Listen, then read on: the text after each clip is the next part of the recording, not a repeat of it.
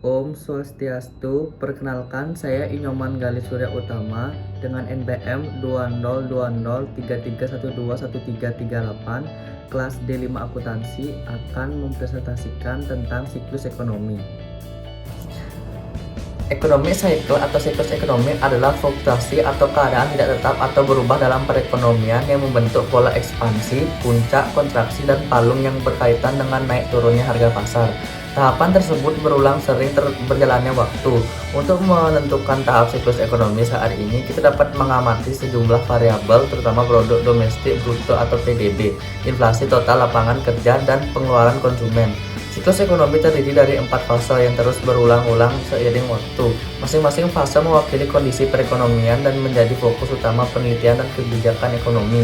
Fase dalam siklus ekonomi terdiri dari ada 4 tahapan siklus ekonomi. Yang pertama, gerakan balik upturn atau expansion, disebut sebagai fase normal atau setidaknya fase yang paling diinginkan dalam aspek ekonomi. Selama masa ekspansi, produksi dan keuntungan dari bisnis kecil maupun perusahaan besar tumbuh dengan stabil, didukung dengan para performa pasar yang baik.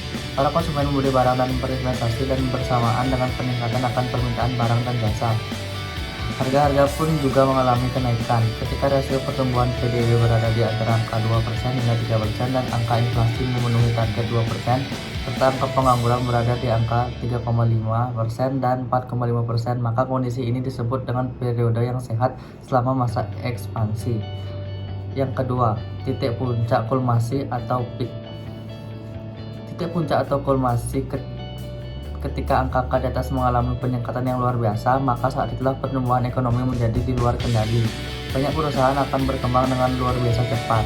Para investor menjadi terlalu percaya diri, melakukan banyak pembelian aset, meningkatkan harga barang dan jasa secara signifikan, serta harga-harga menjadi sangat mahal. Fase peak merupakan klimaks dari semua aktivitas tersebut. Peak terjadi ketika ekspansi telah mencapai akhir dan mengindikasikan bahwa produksi dan harga barang telah mencapai batasnya. Ini merupakan sebuah titik balik di mana tidak ada lagi ruang yang tersisa untuk pertumbuhan yang lebih besar lagi, sehingga satu-satunya jalan tersisa adalah turun. Penurunan ini kemudian mengantarkan pada fase kontraksi. 3. Gerakan menurun atau downturn. Gerakan menurun atau recession atau resesi termasuk ke dalam fase kontraksi di mana perusahaan mulai mengalami penurunan. Secara alamiah, ini adalah fase yang harus dihadapi setelah mencapai puncaknya. Permintaan barang dan jasa mulai menurun dengan cepat dan terus-menerus pada fase resesi. Semua faktor ekonomi seperti produksi, harga barang, tabungan, dan investasi juga ikut menurun. Secara umum, para produsen tidak menyadari adanya penurunan terhadap permintaan barang dan mereka terus memproduksi barang dan jasa dalam bidang-bidang masing-masing. Dalam kasus ini, persediaan barang melebihi permintaan pasar. Akibatnya tentu saja harga barang menurun tajam. Seiring berjalannya waktu, para produsen menyadari adanya kelebihan dalam persediaan barang, sementara biaya yang diperlukan untuk memproduksi barang melebihi keuntungan yang didapatkan oleh perusahaan. Kondisi ini biasanya hanya dialami oleh beberapa industri saja sebelum akhirnya menjajar ke industri yang lain. Situasi ini awal dianggap sebagai fluktuasi kecil saja di pasar, namun ketika masalah muncul secara berkepanjangan, baru para produsen menyadarinya. Selanjutnya, para produsen menghindari segala jenis investasi faktor produksi yang meliputi tenaga kerja, mesin, dan furniture. Hal ini kemudian membawa pada penurunan harga faktor produksi yang pada gilirannya juga menurunkan permintaan input dan output produksi. 4. Titik terendah nadir atau drop. Titik terendah atau nadir, fase depresi akan terjadi ketika aktivitas ekonomi berada di bawah level normal yang seharusnya.